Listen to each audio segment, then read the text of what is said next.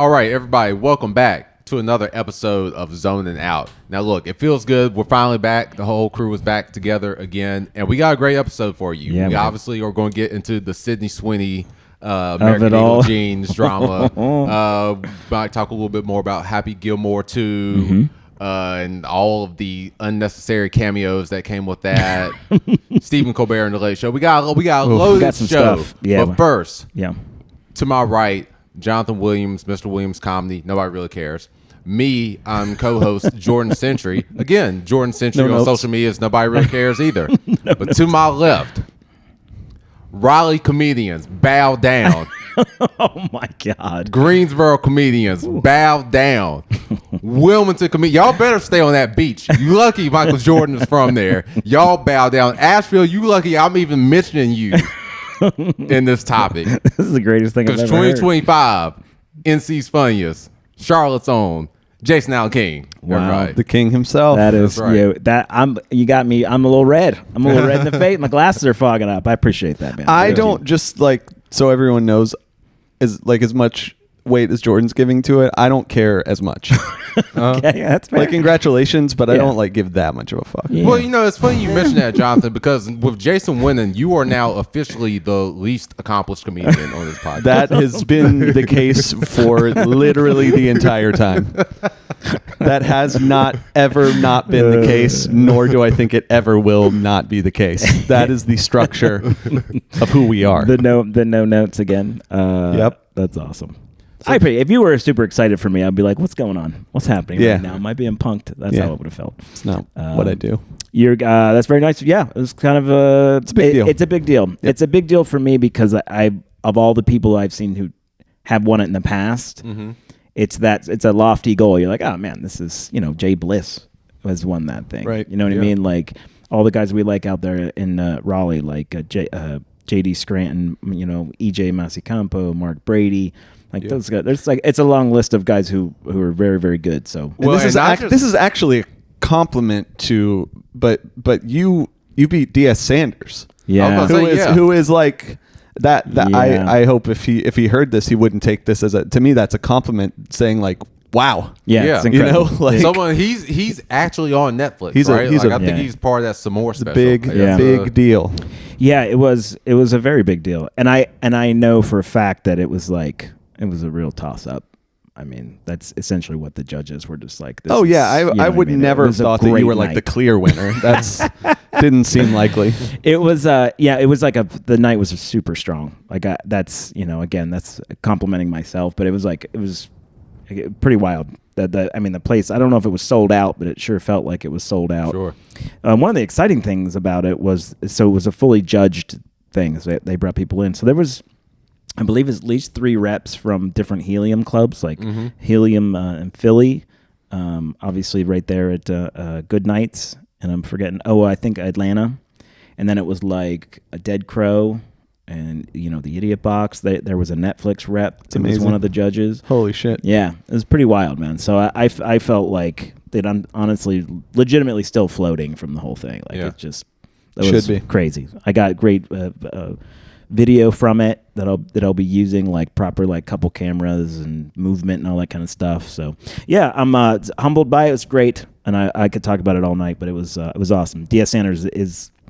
It was amazing. It was amazing. It was it was a little bit like, man, I don't kind of didn't feel great. You know what I mean? Like being with him, because that guy's I open for that guy all the time. I have since I started doing this. Sure. You know what I mean? So, but he was obviously completely cool and gracious and was supportive and happy. Yeah, he's not hurting. He'll be all right. No, yeah, I think he'll be just fine. And Leah Lynn was in it too. The 3 of us represented Charlotte. Charlotte took top 2.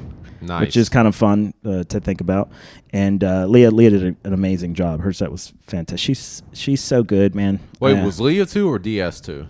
DS was 2. Okay. Yeah. Right. And then Carrie, and sorry, Carrie, I'm dropping your last Carrie name. James, I think. Carrie James. Man, that guy's great. He's so good, man. A bunch of them dead. I'm going to get his name wrong too. Jerry Pataka. Yeah. Sang his last name. Yeah. So he was in the finals as well. Yeah. Dude, he had such a good set. Dude. And he had all these people were like kind of not heckling, but kind of calling out. He got a little bit of heckle in there and he handled it really well. And I actually was like, this dude's, he might be the guy. Yeah. Because he was handling all that so well. So I was really happy for him too. So yeah, it was great. Thanks for bringing it up, guys. Yeah, of course. Now, for people that are listening and may not be familiar with the competition, can you kind of walk us through like what does it look like from like start to finish, right? Like how does it start? You mentioned there were judges in the first round. Like how many rounds? Like all so let's see. I think they said there was 150 comics in it who got accepted to be in it. There was only 150 spots. I don't know how many actually sort of submitted, but and it's a 3 rounds, right? There's the semis. There's a prelim, and I think there's 4 nights of prelims, something like that. And then the semis, I think there's like maybe two or 3 nights of semis, and then there's the finals. Okay. And the first round was actually, it was a combination of judges and audience. The first round they had judges. Yeah, they had judges and audience. I'm about 90% sure if my memory serves correct.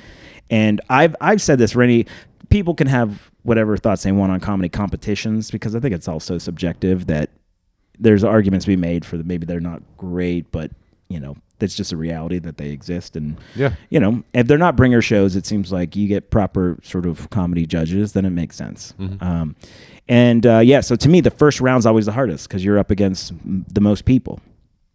I think there's at least 12, I think, in the first round, and you get 4 minutes, I think. Yeah, exactly. That's no time at all. So if you're someone who's like telling stories or, your style isn't to rattle off a bunch of jokes, you're already hitting from behind the 8 ball. I think because I maybe know what I'm doing, I certainly did a lot of quick jokes. Like I'm aware of like how these things work. So I did that. I rattled off as many jokes as I could. Laughs per minute, I think was important. Then the second round, the semis, I think is 6 minutes maybe, and I think the final round is 8. Okay.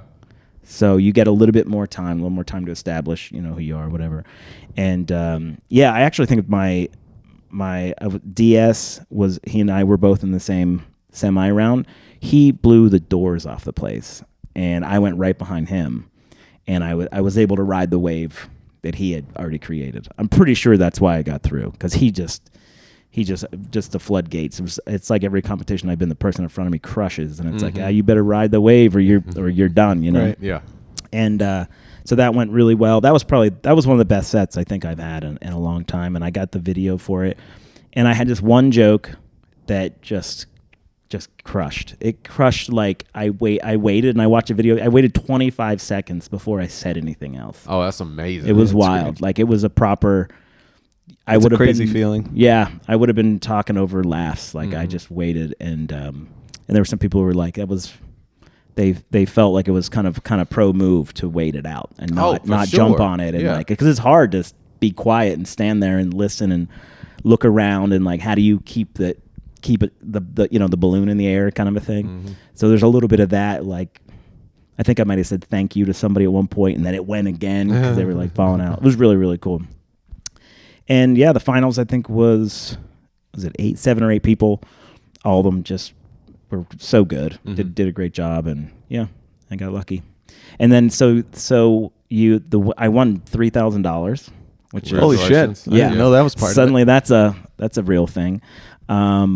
And I don't know how much of this is they may want people to know or not, but like Helium, like the organization reached out and they're doing they did a press release, and so there may be some things coming from that. Hopefully, I feel pretty confident there will be. I immediately updated my EPK. I put that at the top, put it on all of my sort of social media as that being a thing. Get all these pictures, the pictures on the wall there in the clubs, and I'm up there with those guys. So anyway, all that was a big deal. I'd never done it before. This is my first time doing it too. Because I always missed the deadlines. I was like, when are they doing this? They do kind of keep it under wraps a little bit. Yeah, you kind of have to be paying attention to catch it. Yeah, so. I missed it like so many years in a row, and this time I made sure to be a part of it, and I'm glad I did. Yeah, it was kind of great, man. And so, hey, you know what? I've said this so many times. as comics, right? You're really in a year. You're really the good moments are 5, 6 shows that are like the ones you literally live for. Mm-hmm. That was one of them. You know what I mean? For sure. That moment, pretty great. So thanks, Good Nights. Good Nights Comedy Club is if you don't know it, go. It's the best. It's the best, man. I love that. Big club. shout out to Good Nights. Yeah, it's a great club. Yeah. So they're doing a great thing for comics, and everyone, like the representation from all the different scenes was really fun. There was a lot of people who showed up. A lot of comics showed up just to watch, to be a part of it. Mm-hmm. Like the people I met, Mark Brady, Mike Mello came out, JD was there. It was just so many people. So. It was really cool. It was fun to run into those people and to get to hang out with them because we don't, you see them in passing, but it was a little more of a hangout. Yeah, exactly. It's cool. It was fun. Awesome. Well, yeah, definitely shout out to Good Nights and shout out to all the Raleigh comedians. Obviously, I was joking at the beginning of the show, but no, you weren't. Awesome. No, we hold them down, stand right on their neck, so they're just No, dude. Now I will say, all jokes aside, historically, quote unquote, Charlotte hasn't had the best reputation as a comedy scene, so it is great to have a Charlotte representative win that award. I agree. Yeah, they were kicking us around a little bit out there while I was there. A little bit. I heard it, but like you said, now can't hear as well from the top though. Yeah, that's right. I was like, speak up. Yeah. So it was nice to have someone kind of represent. And actually, the top 2 is kind of that's a big deal. That's more because shout out to DS Sanders. Yeah, too. Top 2. Now, Jason, we talked before about having a certain outfit for when you're doing stand-up, right? Like you kind of have certain outfits that are synonymous with comedy specials. Mm-hmm. You always think about Eddie Murphy with the leather outfit. That's right. And you typically wear blue. Yeah, it's my blue uniform. That's right. All right. You also have like this ratty, horrendous pair of denim that you basically have called pajama pants. Yeah, those are my house pants. Did you wear those? I did not. Okay. I did not. I had a nice pair of jeans on, but you had on some good jeans. I had on good jeans. Yeah. All right. Jonathan, do you have good jeans? I have some LVC 1947 501s by Levi's. They're vintage line, repro of the 1947s. Wow. And they're pretty nice. That does sound pretty nice. So no American Eagle. No American Eagle for me. Man. I don't know if Sydney Sweeney would be happy to. But you want to know why? Tell me why. Because their jeans suck. So they don't have American good jeans. Eagle doesn't know their jeans are trash. I know we're leading into something, but they don't have good. They don't have good jeans.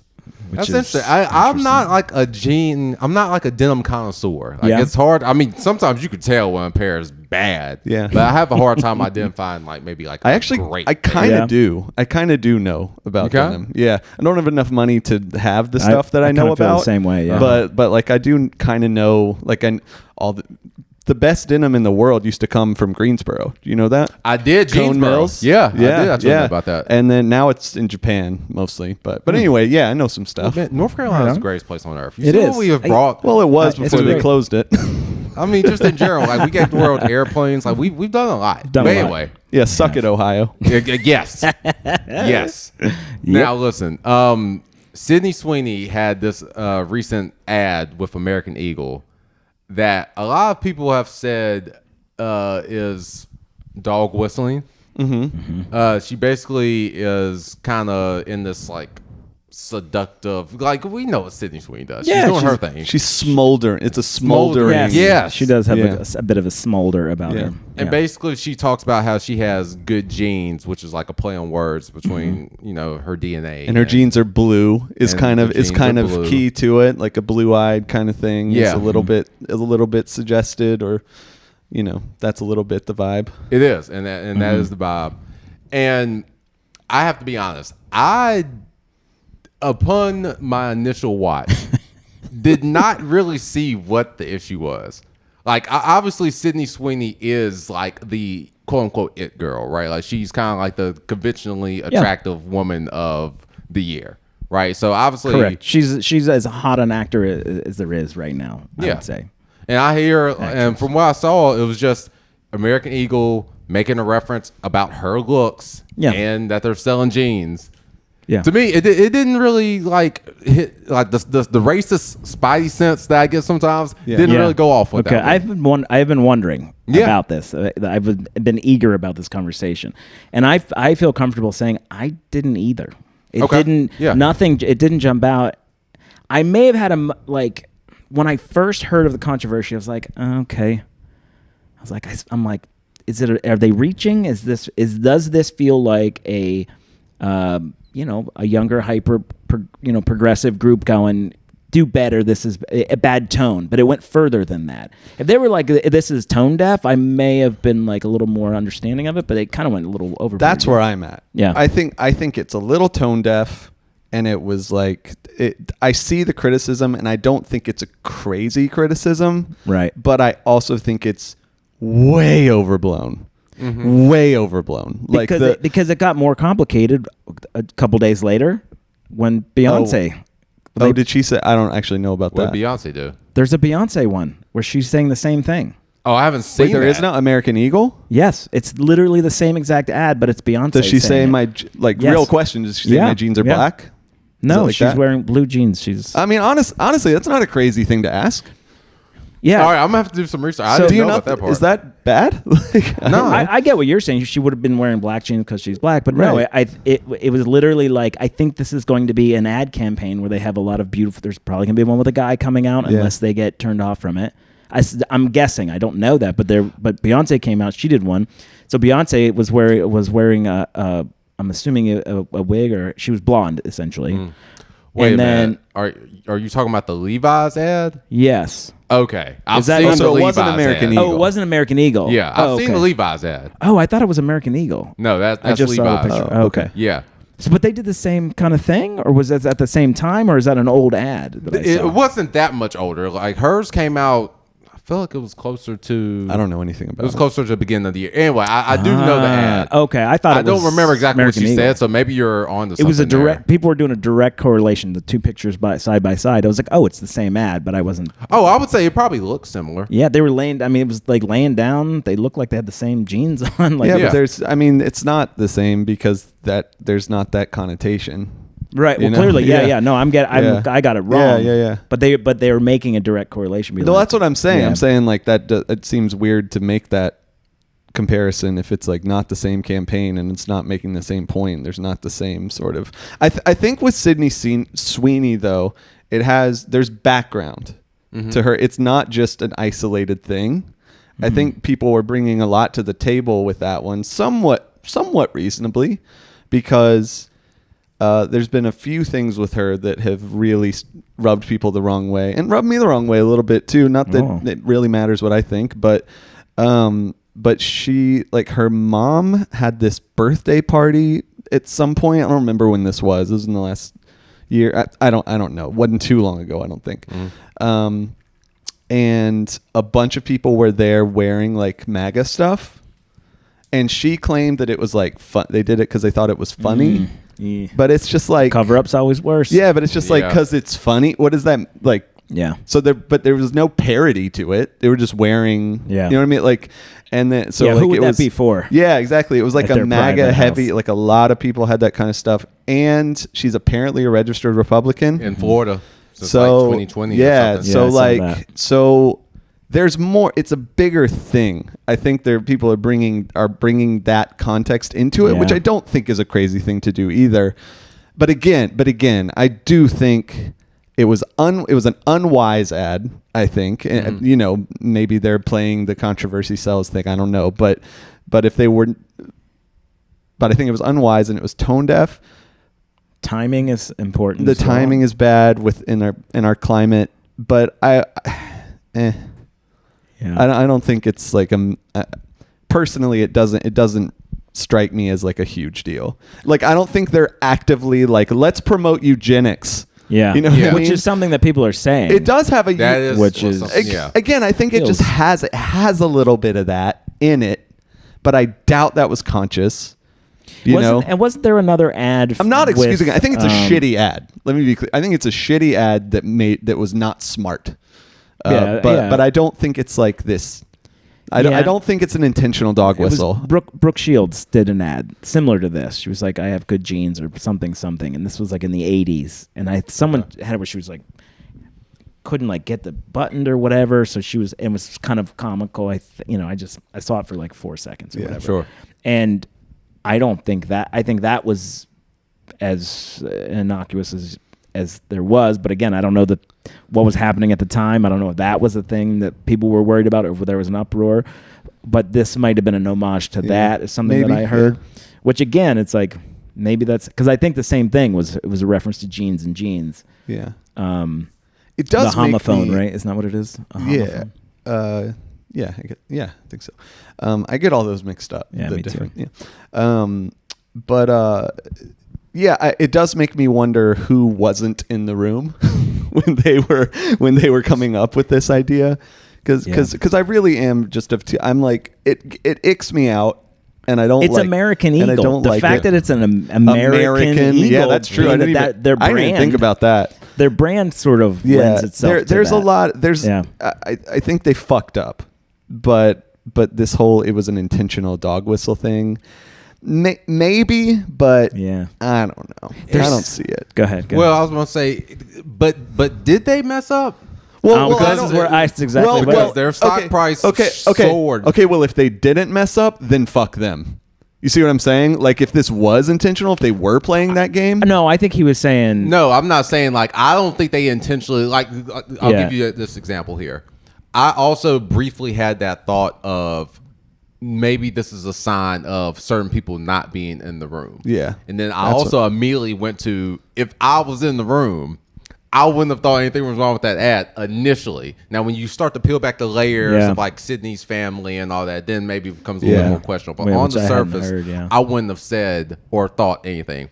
It's not the H&M coolest monkey in the jungle right. Jesus Christ. shirt. Are you familiar with that? Christ, no. H&M back in like 2018. Yeah, something like that. They had that was young wild. black boy wearing a shirt that said coolest monkey in the jungle. Christ. Now that clearly, I have vague memories of that. I'm sure that wasn't intentional, but it shows that they didn't have the right people in the room. That like holy shit, they didn't have the right people in the room. Yeah. like not a single one at any step of the process. Yeah, how did no one go, hey, this is big time bad? Yeah. And I go back to this a lot, talking about people being in the room. I've worked in TV commercials for 22 years, right? Mm-hmm. And I have seen people comb over the dumbest copy you can possibly imagine, picking every single word, every color of everything that's in the room. This couch is this color because at one point in the AI commercial, they wanted yellow to be all over the place. They had 7 yellow couches. This is one that didn't get picked. So there's people who are taking very, very, very careful sort of care and looking at the details to make these decisions. So it tells me that nothing what happened there wasn't approved. Right. So the people who were in the room were the people who were supposed to be in the room. So it was a decision. Right. I'm sure that conversation was like, ooh, anyone gonna think this is a thing? Like, that's the only thing I don't want to let him off the hook by saying, boy, somebody missed it. It's like, no, I don't think anybody missed it. Okay. Well, I think them a little bit. I think their logic, I think they either were like, this might be controversial and we can benefit from it, or if that was the logic, then fuck them. Oh, yeah, well, listen, a little bit, yeah. We have to acknowledge outrage marketing also works. I mean, I mentioned that before. Yeah, I was saying like they might have been trying to bank off of controversy, and if that's what they were doing, then I say fuck them. But but haven't we sort of been in support of some of that kind of marketing in the past? But because I haven't. But remember, I was never on. Oh, okay. I yelled. I got it. All right, so I kind of I'm with you a little bit, right? It's like, okay, take advantage of what's trending. This feels a little icky. Don't get me wrong, and I don't even know if I'm in support of it, but I'm just saying if we've been okay with other people and organizations doing it, I'm not okay with that. I think the whole point is controversy. Is I don't know. I don't like that. Personally, it depends. I mean, I guess it kind of depends in what direction. I guess if I think that the controversy they're banking on is on the right side of morality, then I guess fine. Yeah. But when it's something that, to me, if this shit on this ad was intentional, that's immoral. That's fucked, in my opinion. Well, it feels like, I mean, it being a race topic, I think is what feels inappropriate. Yes. Not that it's rage, that it's maybe. That's what I mean. That's on the wrong side, in my opinion. Yeah. Like use politics, use something social. But just be correct. Be on the because right I don't think these things are as well. But what about the both sides? I'm like, because I think that side's wrong. That side of it. That's not necessarily conservative liberal, but just like saying that like promoting whiteness as somehow better. Fuck that. But dude. Again, I don't think that's what they were doing. Though. I don't. Yeah, I mean. Here's the sort of. I mean, that's what I would say. But then to your earlier point of like how intentional they are on set. Yeah, it's hard for me to say now. I think if they really do put that much detail in the ads, it's hard to believe that like these professionals for a major brand would miss that. So you saying that kind of swayed me a little bit. But here's what I'm thinking though. We've all agreed. It's already established that she is the number one woman actress right now. She is white hot, right? Yeah. And therefore, them, for sure. Therefore, them saying hold on, Jonathan. That see, no, I don't like how you did that right there. What? You took a video of us in L.A. and there was a mural of Sydney Sweeney, and you went out of your way to tag her in that video. I remember that. Well, I didn't know any of that shit about her then. Oh, I had no idea. But it just I had no idea. It comes to the point of like she is that woman. She's not just one of them. I'm messing with you. Okay, also that's not a hill I was just. That's not a thing that I'm like, I know for sure she's it. If she is, then okay. I guess part of a little bit of like my issue is, and it's gonna, I mean, you guys are probably gonna give me a hard time for it. It's like, it feels like it's only an issue because she's white. But is that mistaken? Or let me ask that question. Is it because it feels like if she's the hottest actress, whatever sort of she shouldn't necessarily matter. It's all the extra stuff, right? So just on the surface level, her doing, of course, they're going to give her an ad where she's the most beautiful woman. It's a big get. They got right. Sydney That's Sweeney. No problem. Yeah. It's the language they used, right? It's the whether it was intentional or not. The implication that this is what you want to look like. This specifically. This and inherent is that. Inherent in that is whiteness. I was about to say blonde hair, blue eyes. Like holy shit. Specifically, totally. And I think the bottom line of it though for me is like that's the wrong time, is like not great. I don't know how intentional it was. Not great.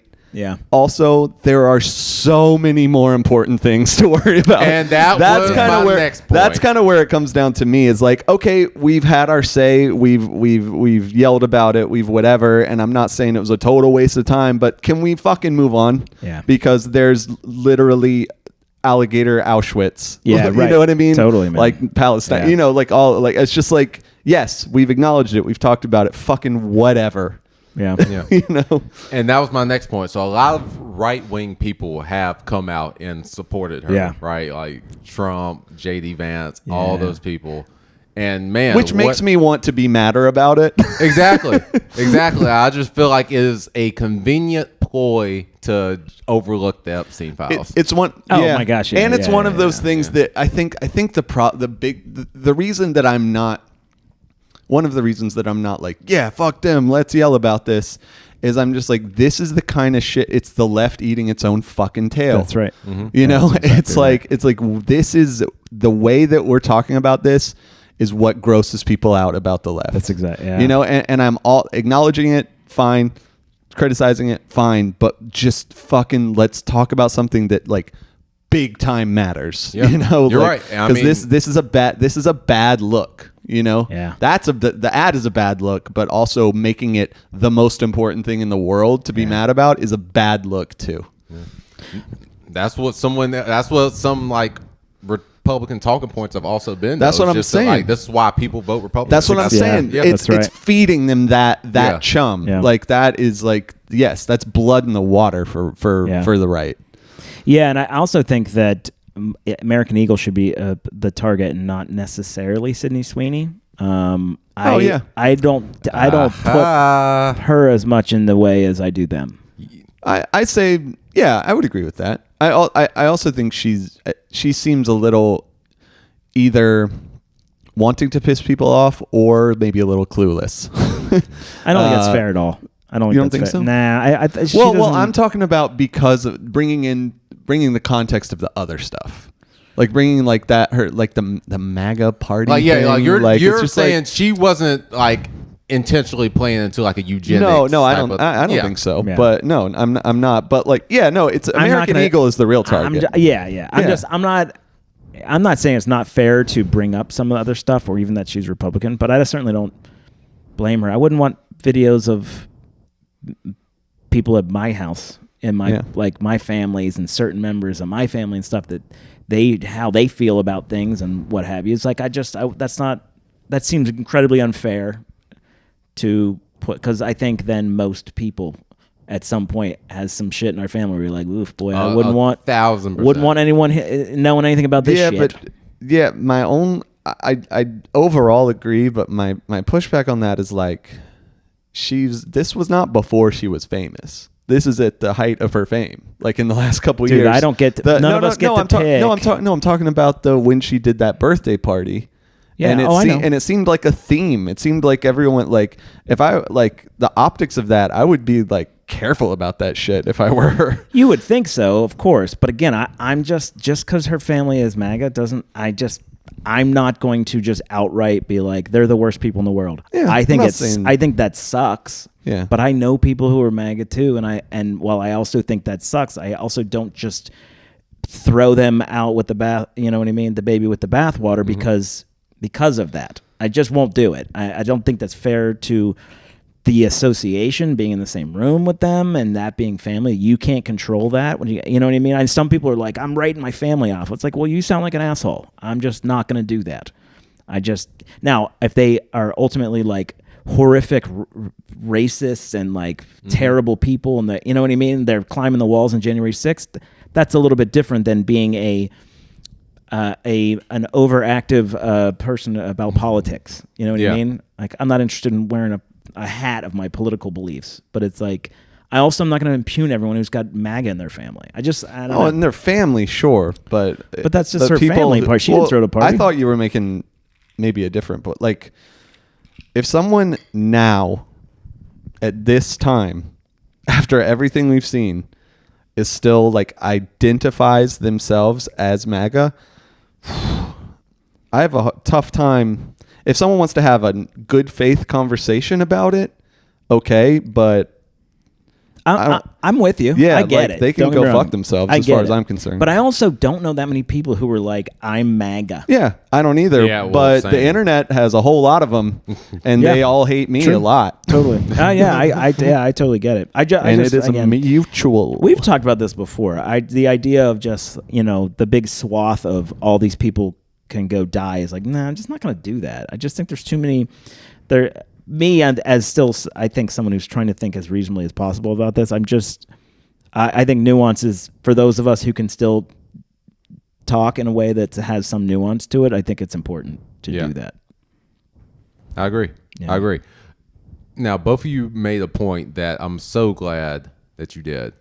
And you mentioned that, a lot of the backlash seems to be on Sydney Sweeney and not so much American Eagle, right? And it reminded me of something. Jason, can you go on YouTube real quick? Wait, am I hitting this? No, not that. I need you to actually just go on to YouTube. Now I'm nervous. No, there's no need to be nervous. I want you to look up Call on Me, Janet Jackson, Nelly. Okay. And I want us to listen to like the 30 second, 10 second. Yeah, click on that one. I just want us to listen to like 10 seconds of the song. It's going to be an ad because Jason, even with the $3,000 that he won from this competition, will not pay for YouTube Premium. For a little commercial, That's okay. I was about to say, that's only in 6 seconds. They really hit you. You can hit that skip button. It's one of two. It's one of two ads. Oh, Christ. Do you have extra non-paid? All right, here we go. Are they paying you? All right, and just fast forward like a minute. Here, you run it. Okay, all right, I'm going to run it. You know where you're going.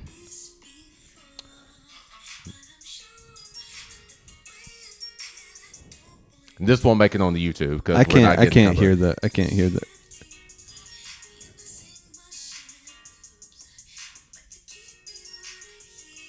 Okay. All right. Both of you have heard the song, right? I don't think I have. But so that song does not sound familiar to you. I don't think so. Maybe not me either. Okay.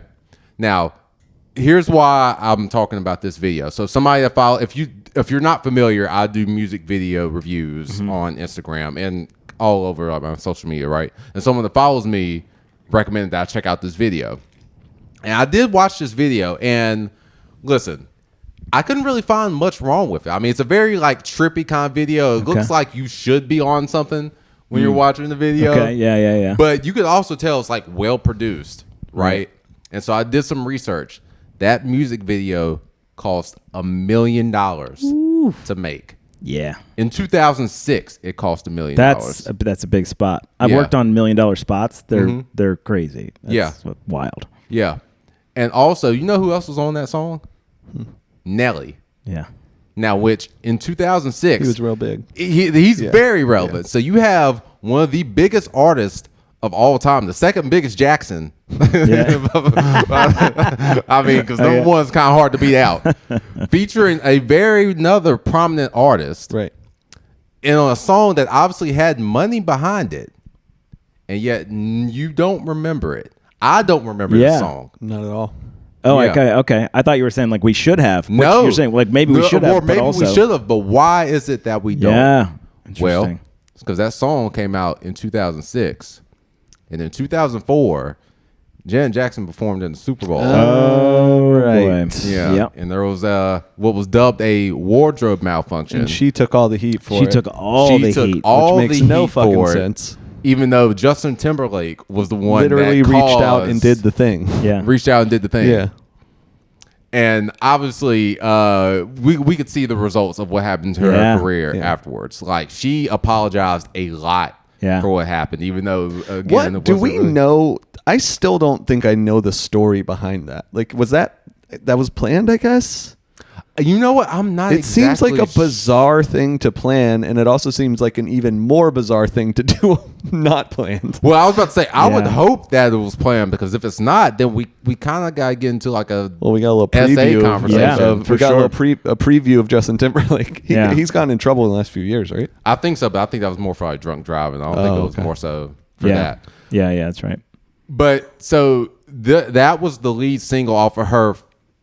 Not following album, because she released the album a month after the Super Bowl thing. But I mean, at that point, it's kind of too late to kind of salvage that one. So whoever her people are should have stopped that. Yeah, that seemed like a mistake. But this was the lead single for that next album, and allegedly she was still blackballed from MTV. Wow. If you don't know, MTV also kind of has ownership in BET. They kind of are owned by the same parent company. That's crazy, man. And as big of an artist as Janet is still, and as Nelly was at that time, you never heard really heard that song. They didn't, in 2006. You also know what else happened in 2006? Justin Timberlake released Future Sex Love Sounds, and it was a massive album. You could not keep him off of MTV. Massive. Oh my gosh, yeah, that's crazy. Very, man. These women out here just being women. I know. How dare they? Just getting in the way, living their lives, and she has the gall to be a black woman too. I know. That's crazy. How dare you? It's so obvious. Doesn't it seem so obvious? It's wildly obvious. What is going on? And you're right, Sydney Sweeney. She might really get some backlash from this now. And yes, because now I've seen some comments of Oscar season is coming up, and she was up for maybe an award based on some role she had. I'm keeping real. I'm not that tapped in. I don't know. She's got one coming out that's Oscar bait, where she's playing a fighter. Okay, yeah, that she filmed here in Charlotte. And I hope that doesn't affect that for both Charlotte people and for her. But now you have some controversy around your name. Interesting. And you never know how that plays out. Yeah. And it was interesting to see the parallel of a woman, again, having to pay for something that either a literal man did in Justin Timberlake or the quote-unquote man of a big corporation, political, whatever. Yeah, right. I kind of have a feeling she's going to be fine. Long term, I think so. Yes, I think so. I think so. I wouldn't be surprised with if it everything cost you her. said. I definitely still think that's something that we'll keep an eye on. You know what I mean? Like I'm with you. Like she'll probably be fine, but it was Janet Jackson. I mean, like you said, there really wasn't too many people who were bigger than her. Yeah, exactly. At the time, so and I can even speak to it on a local level, like the hip hop and R&B station back in my hometown. I never remember hearing that song, but I heard "My Love" by Justin Timberlake and T.I. all the time, the whole summer. Wow, the whole summer. That's crazy, man. It's like every time you don't want to believe in like a conspiracy theory, things like that happen. You're like, how do we not? How do we not sort of, lean into that and believe it? Believe women. That's a refrain we should hear more often. That's pretty messed up. Yeah. I'm kind of stunned by it, actually. Yeah, and it was just it's funny, like sometimes, like in the moment, especially maybe not you, Jason, but us being kind of teenagers at the time. Thanks. You don't necessarily understand like the impact or the severity of what like a celebrity is going through until you like have gotten older and you look back on things. You have a little more. Yeah, we were all just laughing. Yeah. Laughing and but also like the other side of this is one of the issues going back. I mean, not to go back to make it super political, but conservative thinking has been the problem yet again. The idea that a nipple popped out during the Super Bowl, and that's an affront, to morality. Yeah, like, how dare up. we know that nipples exist and like get bent. God damn this! That frustrates the ever living shit out of me. Yep. And again, the fact that this woman is not coincidental either. Yeah.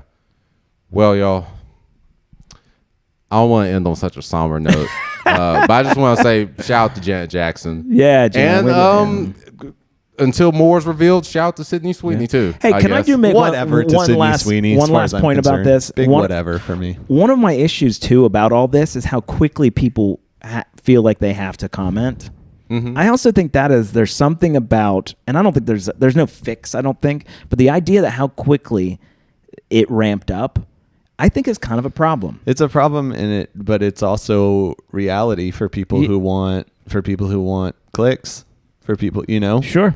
It's just like, get on what's new, do it right away, right now. Yeah. The idea of being the first at something it's gotten people in trouble in the past. Yeah. Ari Shaffir is with his Kobe take, things like that, where it's like he didn't have all the information. He went spouting off about it. Yeah. Yeah.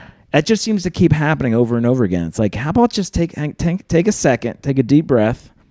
But again, for me, like you were making fun of me about social media and stuff. It's like you're never gonna make it without jumping in. And I'm like, I don't know, maybe that's the case, and I'll just be able to sleep at night. But I don't know. That to me, it's just a little bit of a problem. I think. Maybe a bigger problem than I'm suggesting. No, I do think, I agree. Yeah, I do agree. I do think it's not funny though. No, you're right. We shouldn't have a culture of just commenting before we have all the facts. Yeah. But we do. What fun is that? Yeah, what fun is that? We have a what podcast. Fun is that? I say this almost every week. We're not, we shouldn't be your source. We shouldn't be. That's right. Yes, that's right. Don't take us seriously, right? Yeah. That's the idea. Yeah, exactly. Take me seriously. Okay, thank you, John.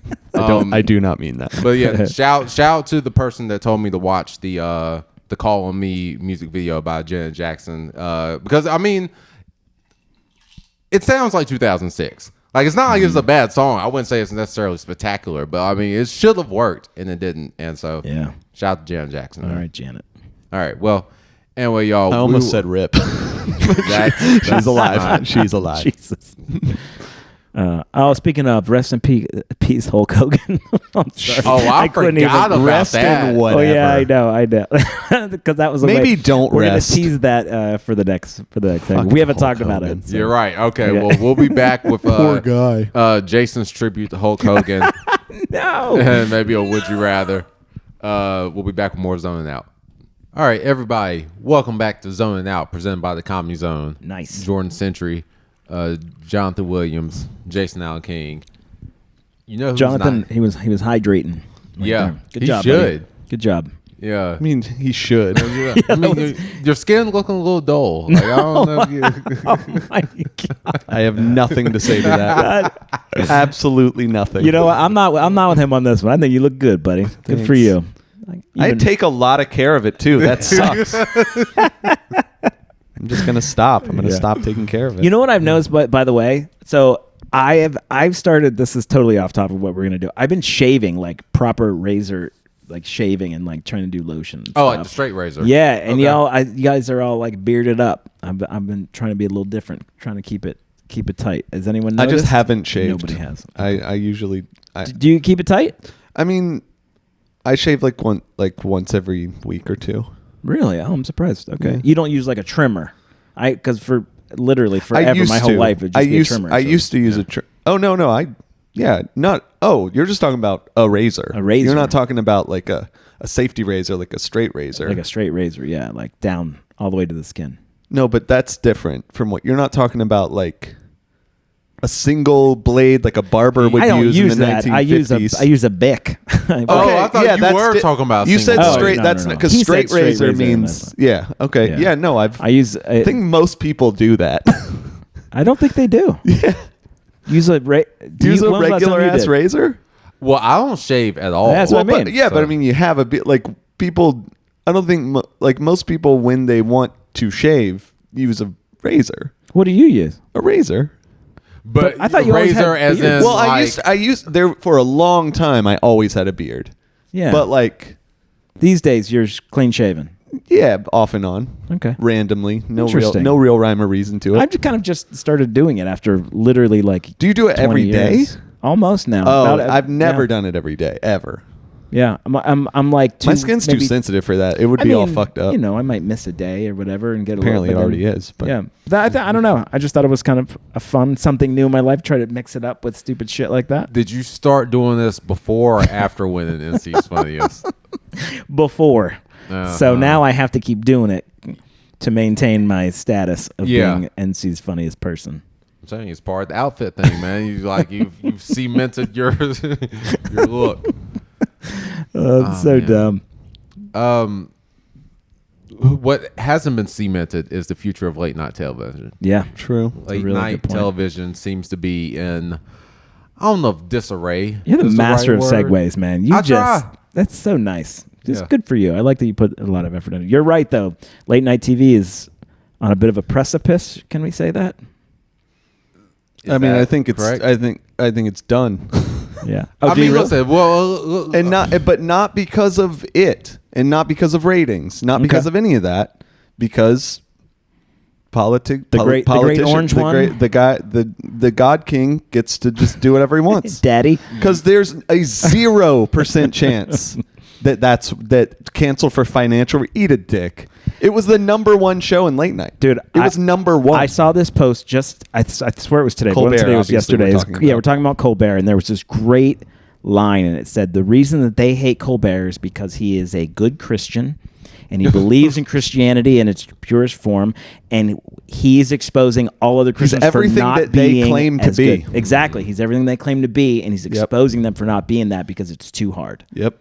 And yet he's that guy, and he opposes them and the orange one. It's the Tim Waltz problem. That's kind of what it was like for Tim. Oh, is that right? Like he was what Republicans claim to be. Yeah, sure. Like a regular ass white dude who's actually a decent human. Yeah.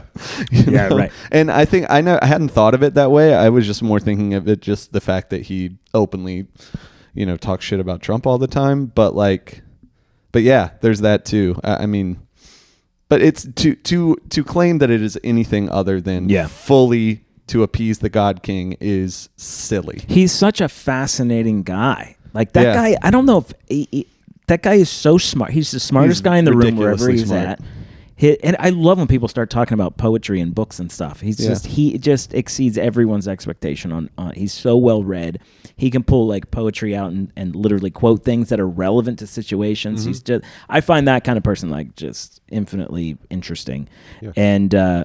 And the fact that we had that guy who also was a master of like satire and to be in he now not only in the crosshairs but literally taken out by that. It's like we're going to be studying this moment about him getting canceled. It wasn't the right word. Well, actually literally canceled, getting canceled in the before I didn't actually mean it in the show is getting canceled. I think this is going to be one of those things. This is, I think it's more profound than anyone's giving it credit for right now. I think it's incredibly profound. Yeah. I think it's a watershed moment of, we're doing this, huh? Yeah. We will topple not only government institutions, we will topple entertainment institutions. Yeah. That's a fucking institution. By the way, the funniest thing of all was when he was like, "Yeah, Jimmy Fallon, you're next." Everyone was like, "What? Go ahead." No, who fucking cares? What's Jimmy doing? Also, he's not. He's not. Jimmy Fallon is the most harmless. He's so harmless. The most harmless comedian on the planet, which is why I can't fucking stand him. He stands for nothing. He's over there with a coloring book. Coloring with his fist. He stands for nothing. And I don't mean that even in a moral way. I just mean like he stands for nothing, which makes him boring. He's so boring. I'm going on record. Jimmy Fallon is so goddamn boring. I'm only going to push back a little bit. He's probably nice. Yeah, I'm only going to push back a little bit because some people are just there to entertain. Well, he should start entertaining then. I know. He entertains the masses. I get it, and that's great. That's fine. Whatever. But that's not. But to me, that betrays what late night should be, which is, in my opinion, like it is what it is. It's probably there, but he's not in first. Colbert was the number one ratings. Yeah, I think everything you're saying is right. I just it wasn't always political. The late night thing wasn't always as hyper political. That's not as it even is. what I'm talking about. I'm including Conan. Like Conan's my favorite ever. Period. Sure. No question. And he was not particularly political. He would dip his toe in here and there. Yeah. But it's the like monologues, like genuinely funny. It's just funny. It's actually funny. Yeah. And the Tonight Show is barely even trying to be funny. It's like they're just trying to be a party. Mm-hmm. It is that, I guess. Yeah. By the way, I don't watch any of them. I don't that much anymore. I used to watch Conan. I used to watch Conan every night. Yes. Oh shit. Conan was the one I watched. Yeah, and Colbert I might actually start watching more for this last year because I just want to see it because he's gonna be a madman for this night. He's gonna be going off. Do you remember when Conan started? Yeah. Do you remember the year? Oh, it was like 93. Yeah, I think it's really the cold open of his first episode. Did I show? I think we watched it together, dude. I don't remember. Think I've seen it, but it is one of the most like shocking things I've ever incredibly seen. shocking. Yeah, he's like, I don't want to ruin it. Everyone, look it up. The very first episode, cold open of Conan of Late Night with Conan O'Brien. Is one of the most shocking things you'll ever see on television. I've had so many like debates, and people will be like, "Oh, Letterman was the best." Letterman was great. Leno, and people were going back and forth with Johnny Carson. I still think Conan was the best. He was the best in the time slot that he was in. I don't think he was great at. He was great on TBS when they moved him over. He just wasn't. I think he was. He's just not what people wanted. He was not what people. He wasn't the right fit for the Tonight Show. He just wasn't. But to me, he's the guy. He's the guy. He's fantastic.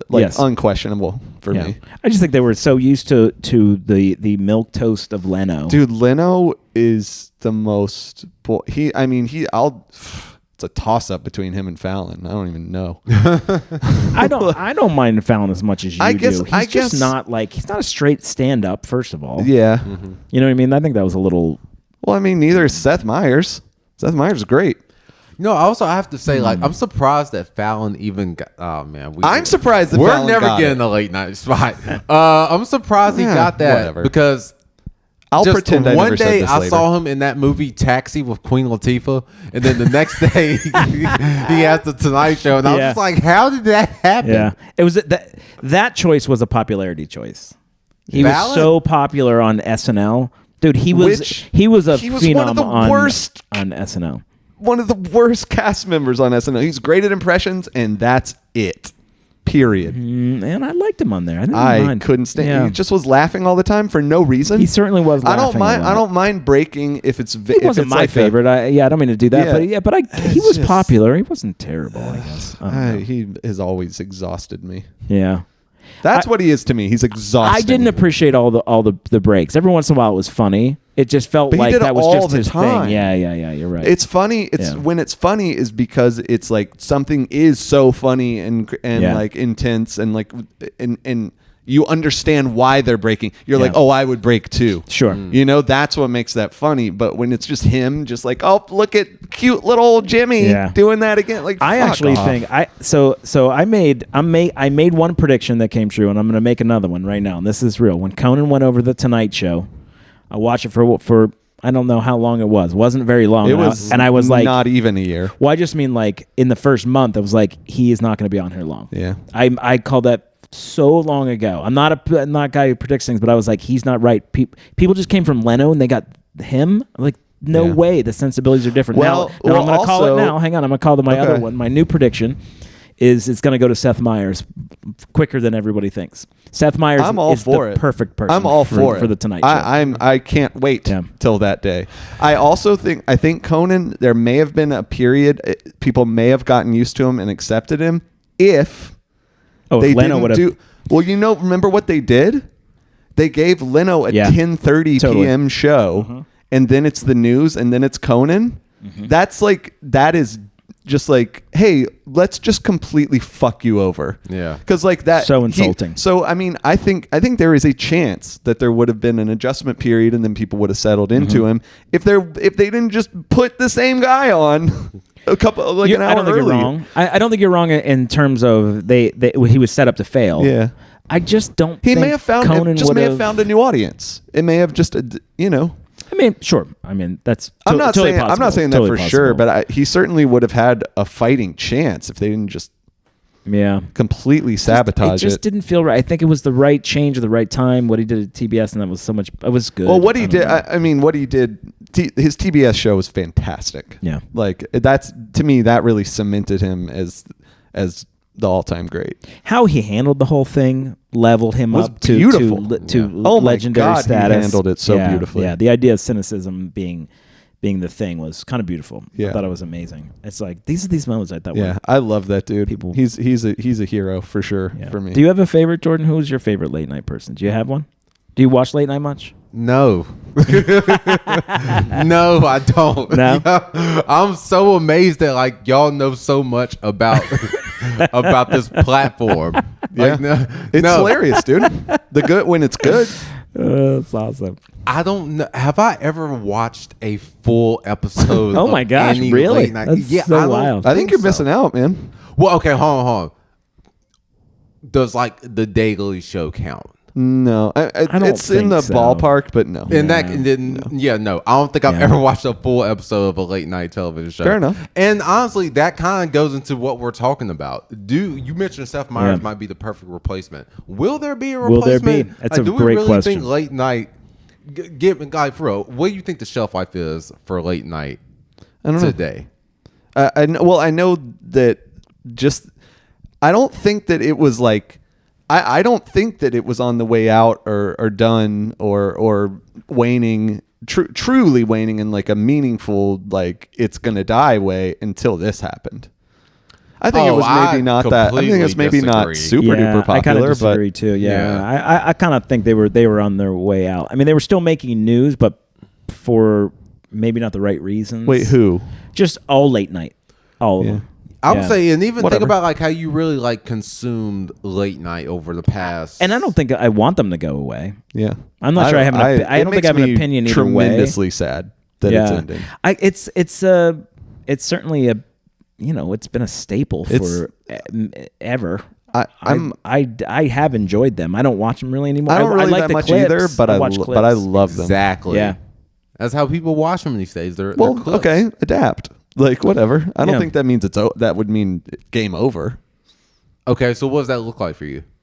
Well, I mean, I don't know. I think they were doing. I just haven't put that much thought into it, to be honest. Well, I think that's kind of the conversation, right? Like, what do we anticipate is the outcome of, or how long? What is the shelf life? How long do we think that'll last? I think it's actually the question. I think it's a domino effect. I think at least because of this thing. Oh, I don't know. Maybe other networks will be like, "Fuck you," and double down. This may be the thing that actually reignites it. Reignites, yeah, exactly. That's actually a good thought. That's kind of one. You might one be right. idea. You might be right. I just think the guy that they picked, the fact that all of those guys came, like the next show, Kimmel, Fallon, Jon Stewart, I know Seth Meyers, they all came and were in the audience and did a whole sketch about that was great. Yeah, so I think there's something to the effect of. It'll almost people might start protest watching. Yeah, late night. Exactly. I guess my question is, like, we just brought up the idea of that being a clip. Like, are anyone under 35 watching? Yeah, I don't know. And I don't have numbers, obviously, support maybe anything not. I'm saying, but maybe they're not. And does that mean they go away, or is it? You bring up a really good point about this could be the thing that brings it back. Yeah. Not that show. I think that once that's gone, they're gonna have a real fucking hard time getting it back. Yeah. But the other networks, maybe they become more popular. I don't know. Yeah, I don't agree. Did you ever watch Arsenio? Unfortunately, not. Really? I wish I would have experienced Dude, that in real time. Arsenio was awesome. I never really watched Arsenio. I've seen like clips and everything, and he seems great, but he was so good, man. Yeah, I do hate that. Everyone remembers the stupid arm thing, the fist bump. Yeah. To me, that was so not even what that guy was. That was just. I like that too, though. Yeah, I know. I got nothing against that. That was just like, I don't know. It was just this catchy thing that he kept doing or whatever. But to me, it's like the scissor dance for Conan. The little exactly. Yeah, it's exactly that. And to me, but he had he had great guests on there. He had like real serious conversations, hard conversations. He did. It was a little bit more. At least in moments, it felt like a little bit more of a serious late night show than the others. And it was always funny. Don't get me wrong, but I don't know. I loved it. It just was. It was equal to anybody else who did them, and I watched it as much as anybody else. Yeah. You know what I mean? And the other people, I thought it was great. I can't remember why he left. Or why the show? I don't know if it got canceled or what happened. I don't know if do you guys know? No idea. I don't know too much about it. I do remember it came back briefly. Did it? Yeah. What channel was it on? It was. I'm not gonna remember either. I have no idea because it couldn't be one of the big. It wasn't. Big three. NBC and CBS. So maybe it was ABC. NBC, CBS. Oh, maybe it could have been ABC. Maybe it might have been ABC. Oh yeah, because there wasn't really one for a while on ABC. Yeah. Kimmel, they made Kimmel from not having one. Yeah. I think it wasn't like Kimmel took over for someone else. Yeah. Oh yeah. Anyway, yeah, I just remember Arsenio being really good. There's definitely no women or black people on any of these late night shows. Yeah. That kind of might say something too. Well, it's worth mentioning. Okay, so they've tried, right? Like, didn't Taylor Thompson kind of step into? That was a different thing. That wasn't late night? I mean, it was late at night, but it was not it was like it's not late night because it was a woman. No, it's a totally different format. It was a game show. It's a comedy still game on it. show. Isn't it still happening? It's just I don't know if it's still. No, I thought she stepped down because she wanted to focus on stand up. I mean, I don't know. it was not. I thought it was called At Midnight. It was actually, so the original that Chris Hardwick did was called At Midnight. That show was great. I did love that show. And Taylor Tomlinson, I wanted it to be good so much because I love her. It just didn't. There was something didn't click on it because I think she's hilarious. I think she's very funny. I don't think she's a game show host. Well, I think maybe that's what it was. Yeah, that's she kind of just my take. Because the Chris Hardwick version I liked quite a bit. I realize I am saying I like the one with the man, not the woman. But white man. White man. One with good genes. The guy's and he also turned out he's good genes. Yeah. But it has not been terribly diverse, has it? No. It's a really interesting. I mean, even when Johnny Carson had, I'm going to totally forget her name. Damn it. Oh my God. She used to fill in for him all the time. She's super famous female. Oh, Joan Rivers? Joan Rivers. She was going to take over. Now, how am I the one that knew that? Yeah. Well, the minute I think about something, I'll never remember. Before we move off of After Midnight, you don't know that Catherine Blanford was on that? I think I did know that, actually. Yeah. That was really, that was cool. Yeah. That Joan Rivers apparently went and I can't remember if she covered for somebody else on whatever the other Tonight Show was at the time, and it upset Johnny, and she was gonna take over, and they stopped becoming friends, and he didn't support her and didn't give her the job, and then it went to Leno, right? Yeah, and also Letterman was supposedly in line for it. It was maybe a Conan thing because Letterman was weird. Like you don't get. It Conan, was kind of a Conan. You don't get Conan without Letterman. I think Conan was the spiritual inheritor of because Letterman, he did he kind of changed the game. I think you could argue because he decided to let a late night show be weird. Yeah, his style. Right? Yeah, he did weird, random shit that's just and he would throw his pencil. He was obvious. I mean, in reality, a little unhinged compared to what we were in reality. Used to, I think he was. He's a very smart guy. All of it was well written. All of it was thought out and intentional and stuff. But they took risks and they messed around. They fucked around with the format. Totally. And if you guys have ever watched the Comedy Store documentary, it's great. And there's a lot of Letterman in that and stuff. And he would do very cool things that I appreciated. Things like he wouldn't get drunk at the Comedy Store.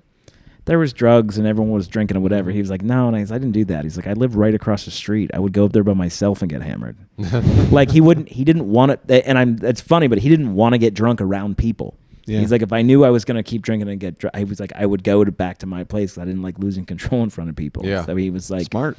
Yeah. It's like I don't know, this idea of like knowing your own limitations, but knowing you're also going to only make drink mistakes. Alone is pretty funny. Yeah. Yep.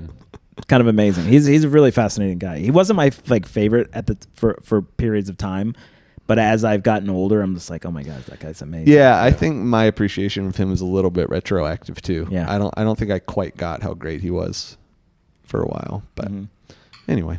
But I was there for Conan.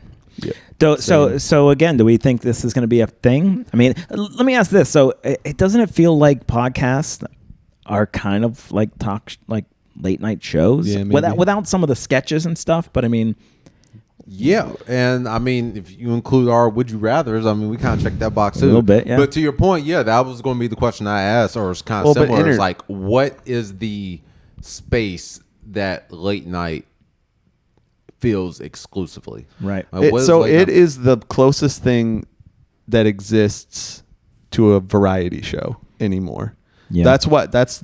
I think we are, regardless of ratings, regardless of relevance, regardless of whether they survive, whatever. I think it is a very sad, if all of it kind of fades out, I think I find that really, really sad. Yeah. Because it is a format. It's monologue, goofy ass sketches, interview, goofy ass sketches, interview, musical guest or comedian. That format is like that. That's so unique. Sure.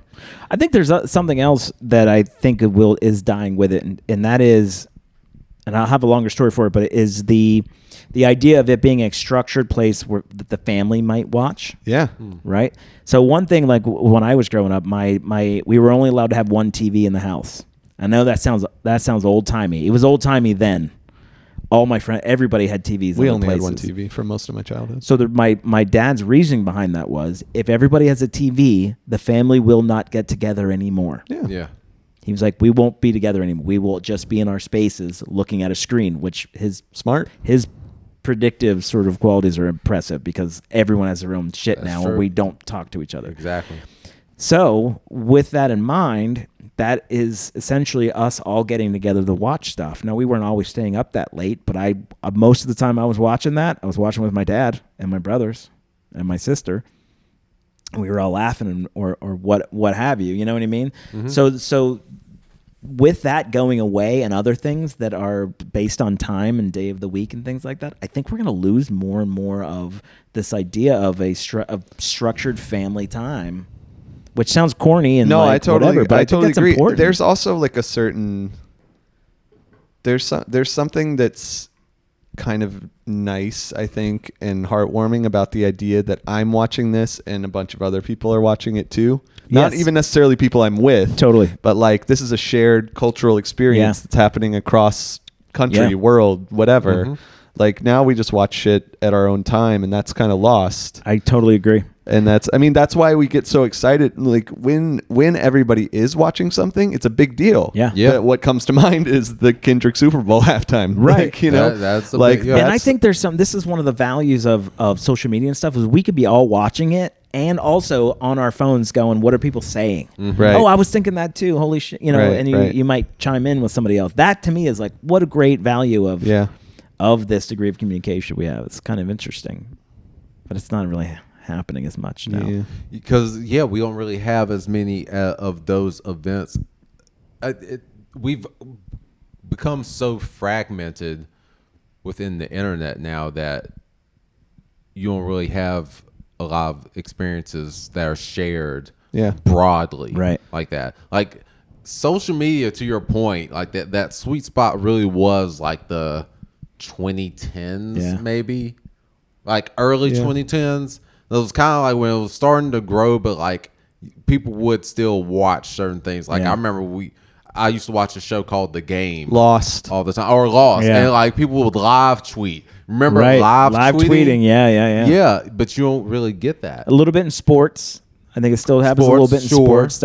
It's these like they're a little more specific moments as opposed to like TV shows. Like it does still happen, but it also, as weird as it sounds, it might have been a little more innocent in 2015. Oh, it absolutely was. You know, like people weren't quite as. I mean, I'm not saying there weren't trolls and shit. It's wild to think about. But it's Wild West now. It's 2015, hyper aggressive. God, it's kind of wild. Anyway. Yeah, you know what's funny? It's like if you look at some of the stuff that was said in 2015, it's not necessarily that different. Like people were saying wild stuff in 2015, but it was almost like safe space isn't the right word, but it was like we all kind of know, like we're just joking, like we don't really mean what we're saying. And today it's like, oh nah, y'all are serious. I think we're gonna look back at this moment right now and be like, and because everyone right now is being like, misinformation, man. I saw this great this art, like just like a cartoon, like a comic or whatever, right? Mm-hmm. And it was like the 4 horsemen of the apocalypse, and then there was another one showed up, and they are all looking over him. They're like, "Who are you?" And he's like, "Misinformation." As one of the other the 5th horse of the apocalypse or whatever. I think in a couple years, not even with AI and what it's going to do to us, we think misinformation is happening now. I think we're going to be in the dark ages. No one is going to know what's real and what's not. I agree. People are getting fooled already by AI images, which is kind of laughable because it's like y'all can't tell that this is. I know. But I mean, it's 19 fingers. How are you? But it's only going to get better. Mm-hmm. It is going to become more challenging. Oh, I know. Yeah. Well, that's why I think that I did a video about this that I think, I don't know when the day is, but I think the day will come when people will say, oh, those pictures of me at the rallies and with the red hat, that's AI. That's AI. That's not really me. 100%. I wasn't there. You know, that's going to happen. I agree. I definitely think it is. Yeah. I'm ready for that. I'm probably going to use it at some point. So, yeah, I think it's going to. Oh, yeah. Look at your face.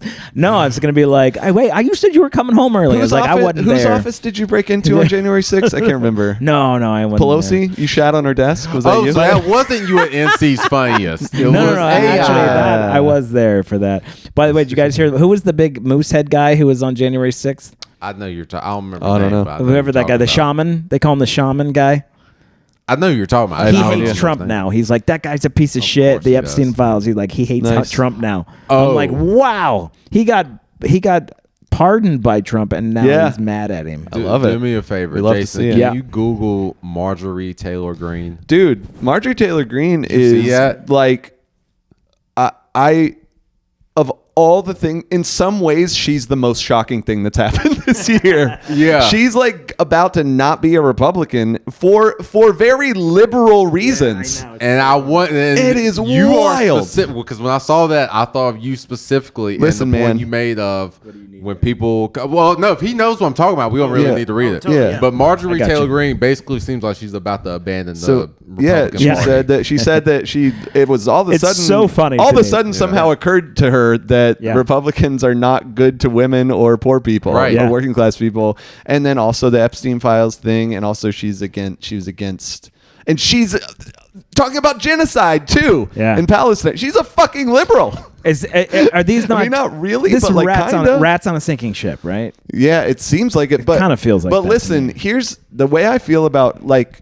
I can't stand her. I cannot stand her. She's a nightmare. She's an idiot. But you know what? Like where I'm at, literally anybody who wants to get out and be part of the solution, fucking come on in. We're going to have a fucking talk later. Even Sydney Sweeney's family?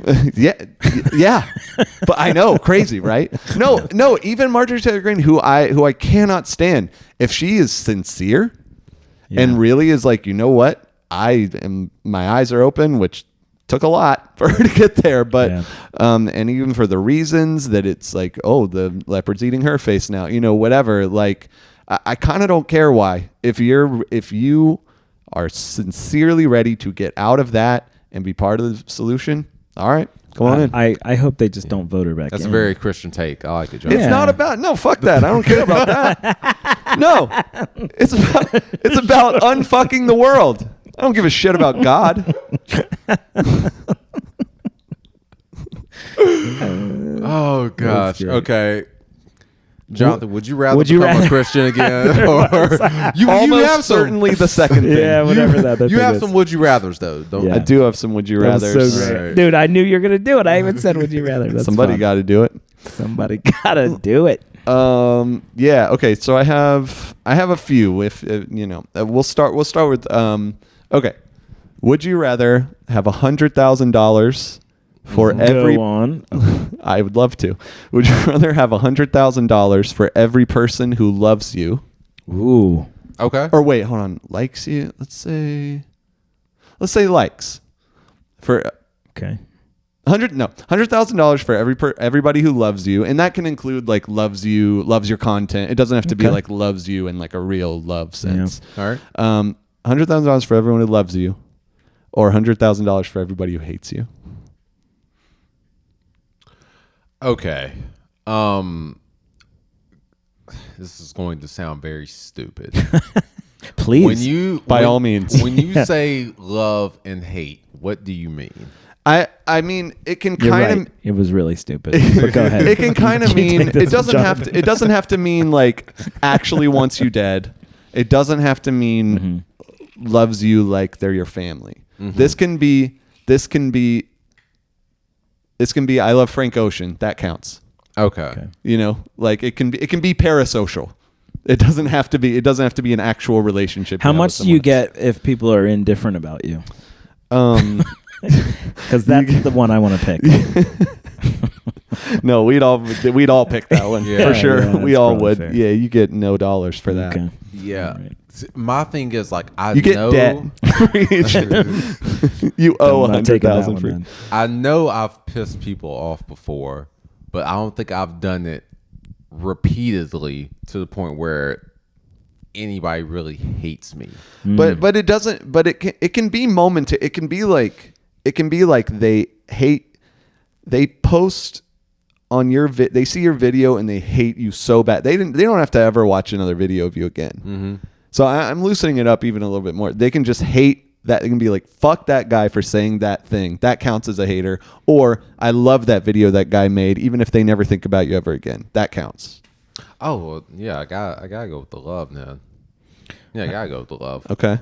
Because I've had some videos that have done really well, and so that has to outweigh. It's a tough one for me. Yeah, maybe it is for you. It's a tough call for me. It is for you. Yeah, nicely done. It's gotta be the love. Yeah, nicely done. Yeah, I mean, I think I got to go love, but I do wish it was more. I do wish I got more hate. I do wish I hate is good. Hate is good. Yeah. Cynically speaking, hate is good for your numbers. Yeah. That's a big sort of hopefully change that I've got coming up. Not that I'm trying to get people to hate me, but engagement. It is what it is, man. The way I see it, outrage marketing. Well, it's that, but also if you're saying anything truly interesting and it gets attention. Mm-hmm. Yeah.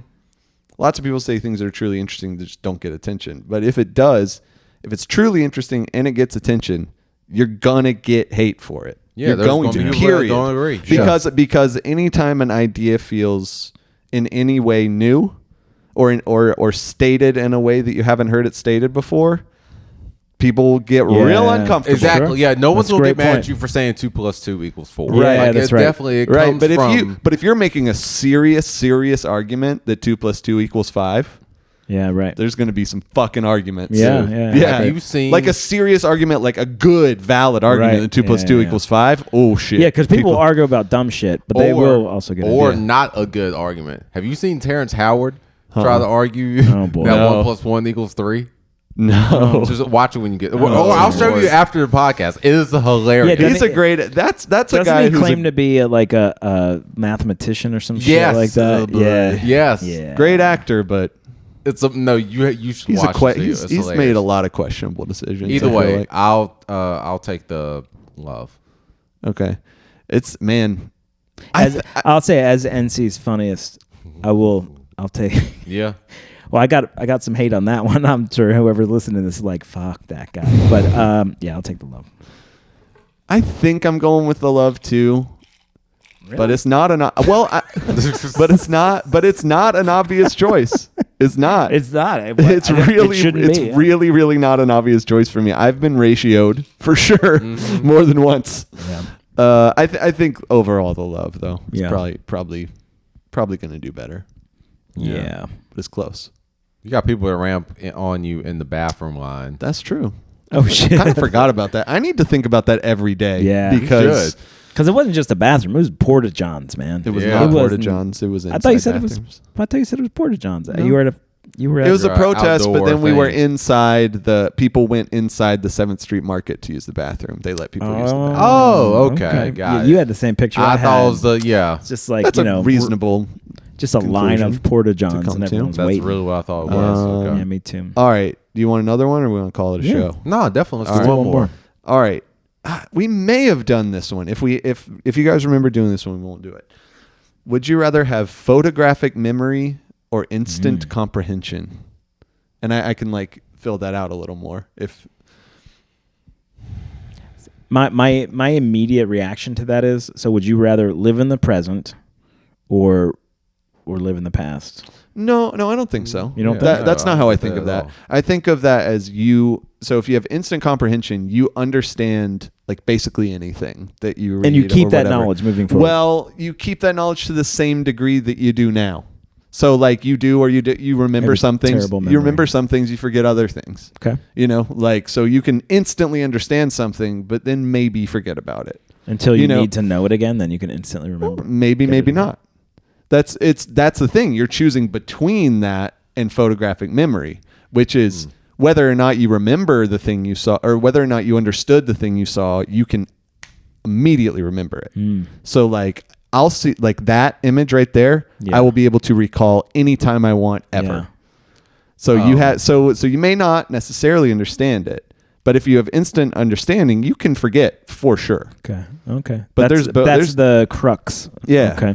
I think there's enormous value to either one. Enormous value. Yeah. I have thoughts. Yeah. I want to throw this one out. I have a would you rather.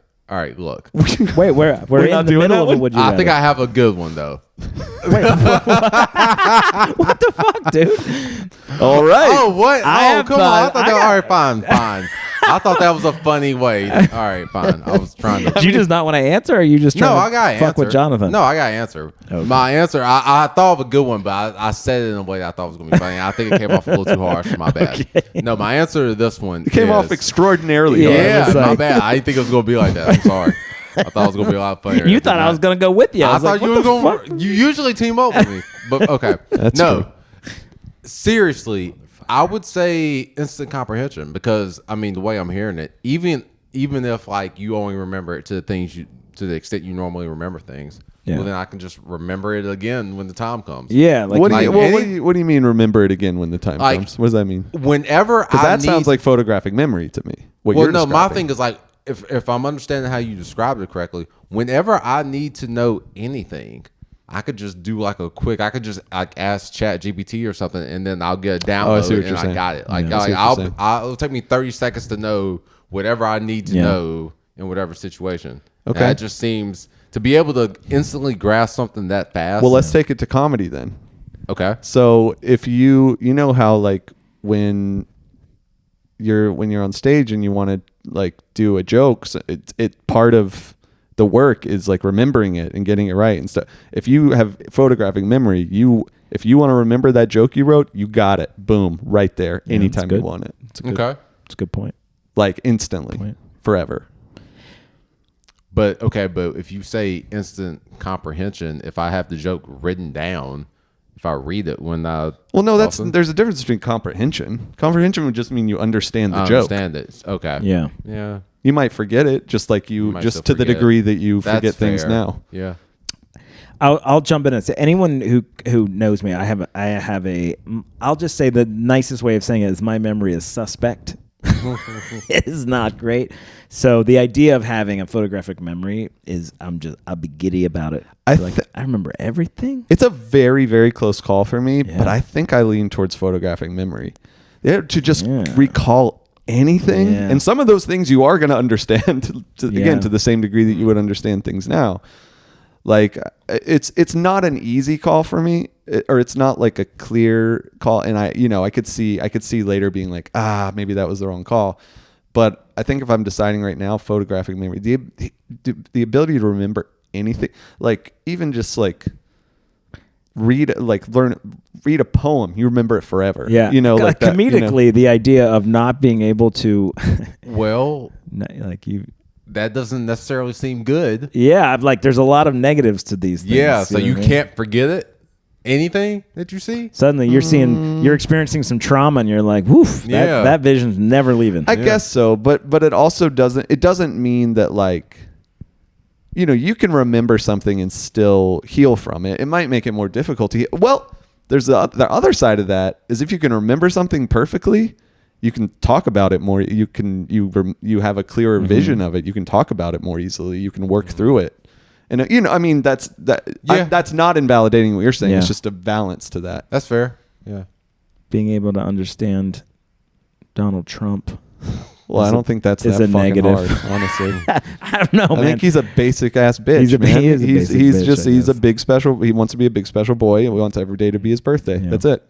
Period. Release those Epstein files, guys. Yes. I mean, yeah. Yeah.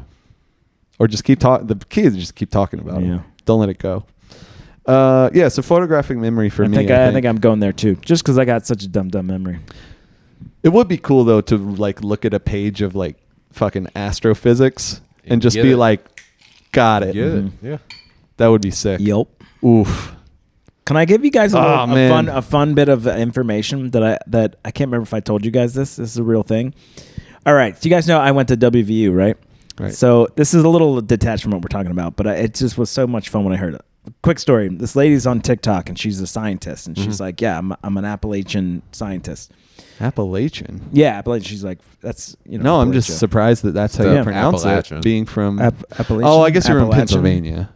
Because there's a divide. It's, more northern, you tend to say Appalachian. Oh, really? Southern, you tend to say more Appalachian. Oh, I don't think I ever even knew that. Yeah. I say I'm a Pennsylvania guy. Yeah, so I was thinking West Virginia, but you're from Pennsylvania. Yeah. So.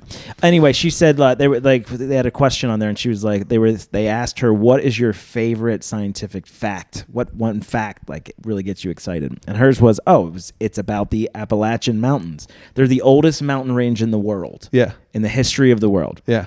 They were they existed during Pangea.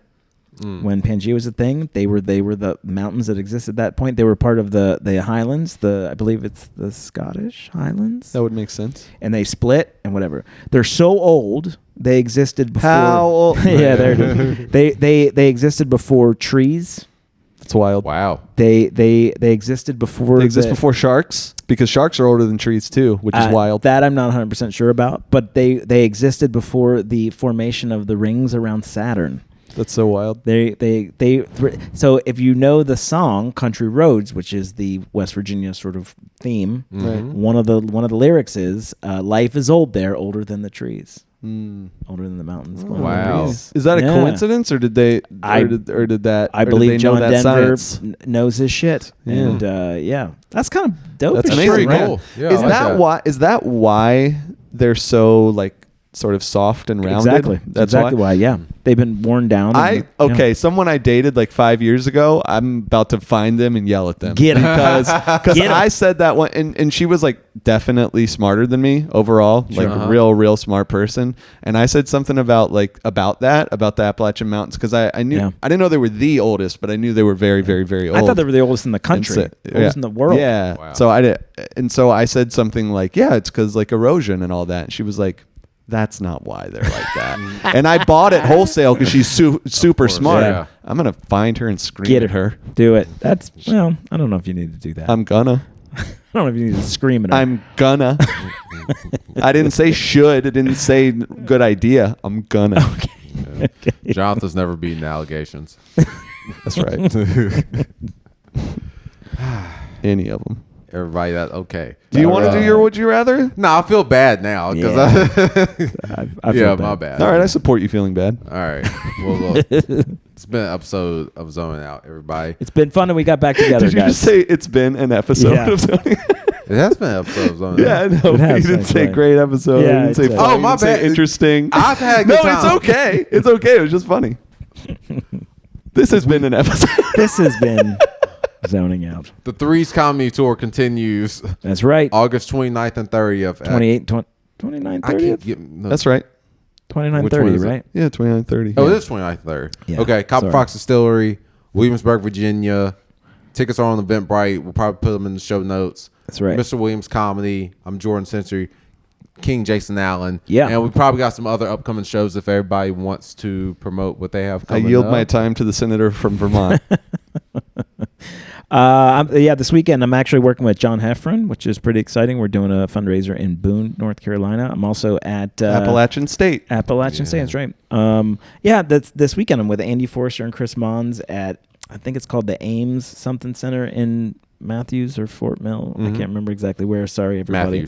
Matthews. I'm excited about it. It's gonna be a really good show. That's a strong lineup. So come out to Matthews this Friday. Yeah, and I am on 2 Don't Tell comedy shows, I think this Saturday in Greenville, South Carolina. There you go. So go to don'ttellcomedy.com, get tickets for those.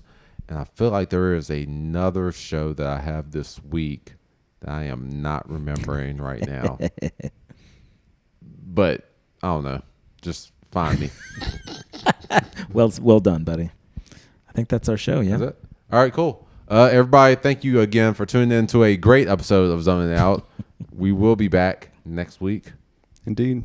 Zoning Out.